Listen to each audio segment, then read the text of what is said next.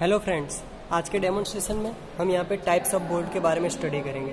अब सबसे पहली बात ये है कि आपने देखा होगा कि ऑटोमोबाइल जो चीज़ है उसकी एक गाड़ी है तो उसके अंदर कितने सारे पार्ट्स एक दूसरे के साथ कनेक्टेड होते हैं, लेकिन वो डिफरेंट बोल्ट्स, नट, स्क्रूज उससे कनेक्टेड होते हैं। तो सभी बोल्ट, नट वो किस तरीके से होते हैं उसके बारे में हम समझते हैं। तो सबसे पहला हम यहाँ पे समझते हैं कि ये आप देख सकते हो सिंपल सा यहाँ पे बोल्ट है, ठीक है, जिसको हम बोलते हैं, ये जो पोर्शन होता है इसको हम हेड बोलते हैं, और ये जो पोर्शन होता है जिसको हम क्या बोलते हैं तो क्या उसका स्टेम बोलते हैं। और यहाँ पे उसका थ्रेड पोर्शन है, यानी कि हाफ थ्रेड है, यानी कि यहाँ पे ये जो पोर्शन है जहाँ पे उसका थ्रेडिंग नहीं किया, यानी कि ये जो पोर्शन है वहाँ तक वो क्या चला जाएगा, अंदर चला जाएगा। ये ज़्यादातर कहाँ पे यूज़ होता है तो कि जहाँ पे ब्लॉक माउंटिंग होता है और उस तरीके की जगह होती है जहाँ पे सिर्फ हाफ थ्रेडिंग करना होता है। फिर आप ये देख सकते हो ये बोल्ट, तो यहाँ पे आपको समझ में आ रहा होगा कि इसका जो हेड है उससे बड़ा यहाँ पे क्या है, उसके थ्रेडिंग है, जबकि यहाँ पे क्या था कि उसका जो हेड का जो डायमीटर था, हेक्सागोनल डायमीटर, उससे यहाँ पे जो अंदर का जो पोर्शन है वो क्या है, छोटा है, जबकि यहाँ पे क्या है, उसका जो थ्रेडिंग डायमीटर है वो क्या है, बड़ा है। आप दोनों की कंपैरिजन में देखोगे तो ये कहाँ पे यूज़ होता है तो कि जहाँ पे अपने बाइक का जो इंजन होता है तो बाइक के इंजन के अंदर जहाँ पे अपने ऑयल फिल्टर, यानी कि ऑयल जो है, ऑयल ड्रेन करने के लिए जो यहाँ जहाँ पे हम यूज़ करते हैं, तो ऑयल ड्रेन जिसको बोल्ट हम बोलते हैं वो ऐसा है ये। अब ये भी है, तो ये भी ऑयल ड्रेन बोल्ट की तरीके से ही है। और ये जो आप देख रहे हो यहाँ पे वाइसर है। अब यहाँ पे क्या है कि इसका जो हेड है आप देख सकते हो यहाँ पे कि ये जो हेड था, लेकिन उसके बाद उसका क्या हो गया था, डायमीटर रिड्यूस हो गया था।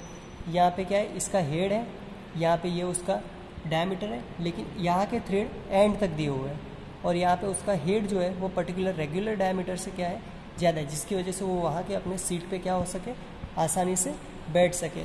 वैसा ही आपको एक दूसरा दिखाता हूँ जिससे आपको समझ में आ जाएगा। ये आप देख सकते हो यहाँ पे। और ये क्या है तो कि हेक्सागोनल है। हेक्सागोनल यानी क्या तो कि षटकोणीय आकार जिसको बोलते हैं, आप देख सकते हो यहाँ पे, जिससे आपको पता चलेगा कि जिसके थ्रेड्स क्या होते हैं तो कि एंड तक लगे हुए होते हैं। ये जैसे कि एग्जॉस्ट मैनिफोल्ड है और ये सब ऐसे पार्ट्स है उसको लगाने के लिए। यहाँ पे उसका छोटा एक बोल्ट है उस तरीके का, आप देख सकते हो यहाँ पे। अब ये है एक तरीके का स्क्रू है जो नोजलेस स्क्रू जिसको कहते हैं हम, क्योंकि इसका जो एंड होता है जहाँ पे नोज नहीं होती, यानी कि इस तरीके से ये उसका एंड जो होता है वो नुकीला नहीं होता। यहाँ पे आप देख सकते हो इसका एंड किस तरीके से है तो कि नुकीला है, जबकि ये जो है इसका एंड क्या है तो कि नुकीला नहीं है, यानी ये एंडलेस। और यहाँ पे आप देख सकते हो ये प्लस का साइन है, यानी कि इसमें प्लस जो थॉमसन होता है, यानी कि प्लस वाला जो डिस्मिस होता है वो यूज़ करना पड़ेगा हमें। इसी तरीके से ये जो है वो माइनस का है, आप देख सकते हो यहाँ पे। और इसका भी आप देख सकते हो इसकी थ्रेडिंग पैटर्न किस तरीके से है यहाँ पे, जबकि इसका जो नोज़ है वो आगे की तरफ है, वो आपको पता चल रहा होगा।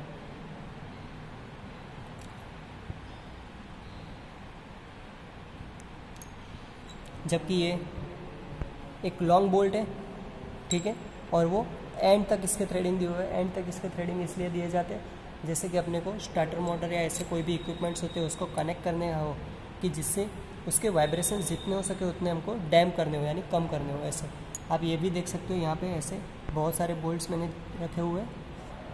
अब ये बोल्ट, आप ये जो बोल्ट है ये आप देख सकते हो, इसमें और इसमें क्या फ़र्क है, ये बोल्ट और ये बोल्ट में। तो ये बोल्ट और ये बोल्ट में आप हेड देखोगे तो पता चलेगा कि इसका जो हेड है उसके अंदर क्या है तो कि एक स्लॉट पड़ा हुआ है, दिख रहा है। यानी कि ये सब क्या था तो कि ये जो था, ये स्क्रू था, उसके अंदर हम माइनस थॉमसन यूज़ करते हैं, इसके अंदर हम क्या यूज़ करते हैं, प्लस थॉमसन यूज़ करते हैं। इस पर क्या यूज़ करेंगे तो कि रिंग ब्रेंच है, फिक्स ब्रेंच है, ये सब जो भी स्पैनर्स है। लेकिन इसके अंदर हमको एलन की यूज़ करनी पड़ेगी। ये राउंड एलन की जो होती है उससे ये ऑपरेट होता है। इसी तरीके से आप ये देख सकते हो ये हेक्सागोनल एलन की से यूज़ होता होगा, क्योंकि यहाँ पे आप देख सकते हो ये स्लोट्स, जिससे आपको पता चलेगा, दिख रहा होगा आपको, ये हेक्सागोनल एलन की से आपको पता चल रहा होगा। ये जो था वो राउंड एलन की है, यहाँ पे क्या है, हेक्सागोनल एलन की है। उसी तरीके से ये जो है वो भी हेक्सागोनल एलन की। और इस तरीके से यहाँ का जो स्टेम का पोर्शन है जहाँ पे इसके थ्रेडिंग्स नहीं किए हुए, लेकिन एंड जो है उसका एंड थ्रेडिंग किया हुआ है। यानी कि ये जो होता है वो ज़्यादातर एग्जॉस्ट मैनिफोल्ड और इंटेक मैनिफोल्ड जो होते हैं उसको कनेक्ट करने के लिए ये सब का यूज़ किया जाता है। जबकि ये जो है ये लॉन्ग स्टेम, लॉन्ग बॉटम्स जो थ्रेडिंग्स होते हैं उसका यूज़ किया जाता है इसमें। ये आप देख सकते हो इसका जो हेड है और ये लॉन्ग स्टेम जहाँ पे उसका कोई भी थ्रेडिंग नहीं किया गया है, ये उसी तरीके से ये दूसरा है। लेकिन यहाँ पे आप देख सकते हो इसमें एक होल दिया हुआ है। तो ये होल किस लिए होता है तो उसके बारे में हम समझते हैं। तो ये इस तरीके से कैसल नट आती है, इसको हम कैसल नट कहते हैं। ये जैसे कि किंग होता है तो उसके ऊपर कैसा क्राउन होता है, यानी कि मुगट होता है, उस तरीके से कैसल नट होती है। तो ये कैसल नट इसके ऊपर लग जाती है। जिस तरीके से स्टीयरिंग असेंबली और वो सब असेंबली होती है तो उसमें क्या होता है कि वो एक मोमेंटम में रहने वाले पार्ट्स है।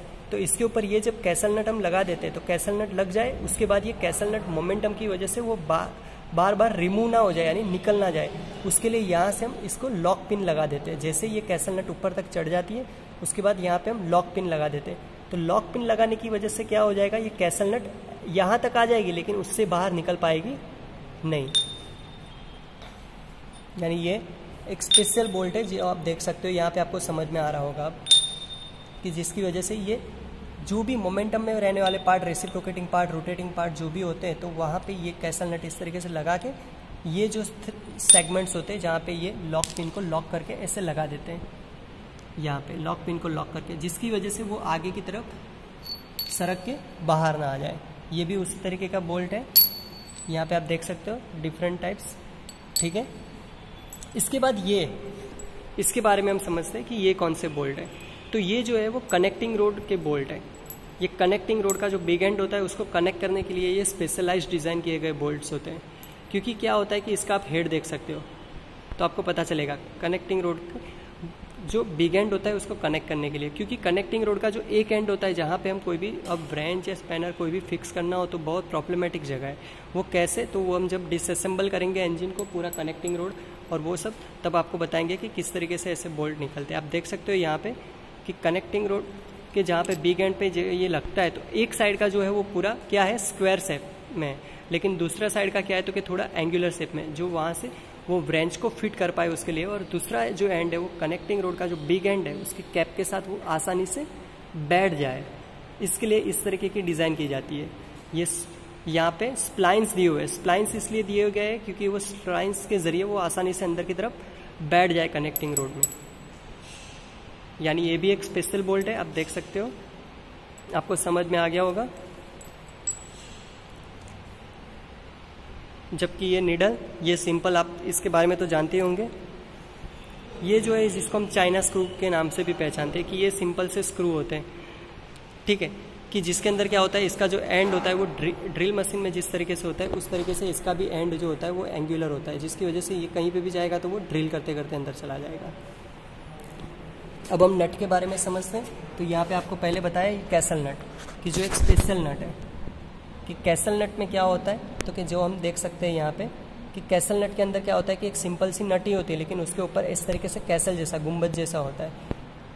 तो वो क्या करता है, तो जैसे हमने बात की थी यहाँ पे स्टीयरिंग असेंबली या वैसी कोई भी चीज़ है जो मोमेंटम में रहने वाली है तो उसके ऊपर ये इस तरीके से लग के, तो वहाँ से ये क्या हो जाएगी, ये होल के अंदर हम एक लॉक पिन लगा के उसको लॉक कर सकते हैं, जिसकी वजह से वो बाहर ना आ जाए। यहाँ पे आप स्क्वायर शेप में देख सकते हो नट, हेक्सागोनल नट देख सकते हो, ये छोटी सी नट है यहाँ पे।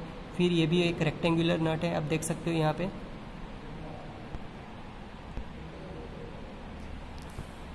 जबकि ये वाइसर, अब वाइसर का काम क्या है, तो कि एक सिंपल सी बात है कि जब भी हम कोई भी बोल्ट को लगाते हैं, बोल्ट के ऊपर कोई भी नट को जब हम चढ़ाते हैं, तो ये जब हम नट को चढ़ाते हैं तो एक बात है कि ये हेड को या तो जो भी असेंबलिंग पार्ट है उसको डैमेज ना करे और वहाँ पे गैप ना रह जाए, जिसलिए हम क्या करते हैं इसके ऊपर एक तरीके से एक वाइसर अटैच करते हैं। कि जो वाइसर क्या करता है, तो कि वाइसर जो है वो सीलेंट का काम करता है। जो वाइसर क्या करेगा, एक सीलेंट का काम करेगा, जिसकी वजह से जिस तरीके से ये बोल्ट है, तो यहाँ पे हम क्या कर रहे हैं, तो कि ये जो हमारे पास एक वाइसर है तो ये वाइसर को लगाया, तो ये वाइसर क्या करेगा, उसका जो हेड का जो सेगमेंट है, उसकी जो सीट है उसको क्या कर दिया इसने, बड़ा कर दिया। इसकी सीट को क्या कर दिया इसने, बड़ा कर दिया, जिसकी वजह से वो जहाँ पे भी लगेगा उस वहाँ पे टैपरिंग प्रोसेस या तो कटिंग या तो क्रशिंग स्ट्रेस नहीं क्रिएट होने देगा, जिसकी वजह से बोल्ट भी कट नहीं होएगा या तो कोई भी नट भी कट नहीं होगी।